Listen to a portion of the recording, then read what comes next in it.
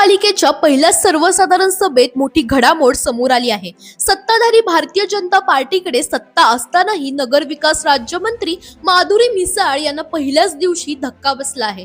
पर्वती विधानसभा मतदारसंघातील रस्ता डांबरीकरण, पादचारी मार्ग दुरुस्ती, पावसाळी गटार यांसारख्या विविध विकास कामांसाठी तब्बल 32 कोटी 83 लाख रुपयांचा निधी देण्याचा प्रस्ताव महापालिका प्रशासनाने सभेपुढे ठेवला होता। हा प्रस्ताव महापालिका अधिनियमातील कलम 72 ब अंतर्गत मांडण्यात आला होता आणि पुढील अर्थसंकल्पात तरतूद करण्याचा विषय ही सभेत होता।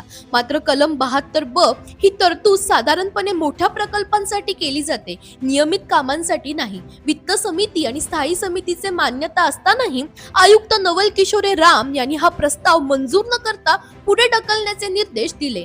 त्यानंतर प्रशासनात धावपळ उडाली। पत विभागाचे तत्कालीन प्रमुख अनिरुद्ध पावसकर आणि अतिरिक्त आयुक्त ओमप्रकाश दिवटे यांच्याकडून चौकशी झाल्यानंतर अखेर हे विषयपत्र सभेतून मागे घेण्यात आले।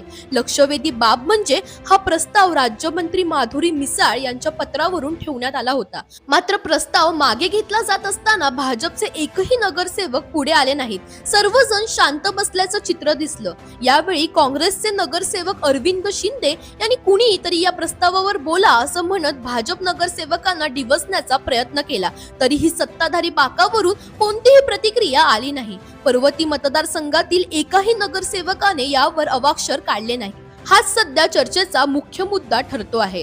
सत्ता असूनही प्रस्ताव मागे आणि नगरसेवक गप्प। पुणे महापालिकेच्या पहिल्याच सभेत राजकीय संकेत काय आहेत याची चर्चा आता जोरात सुरू आहे। दरम्यान तुम्हाला अशाच पॉलिटिक्स रिलेटेड अपडेट्स हव्या असतील तर इंडिया लीडरला फॉलो करायला विसरू नका।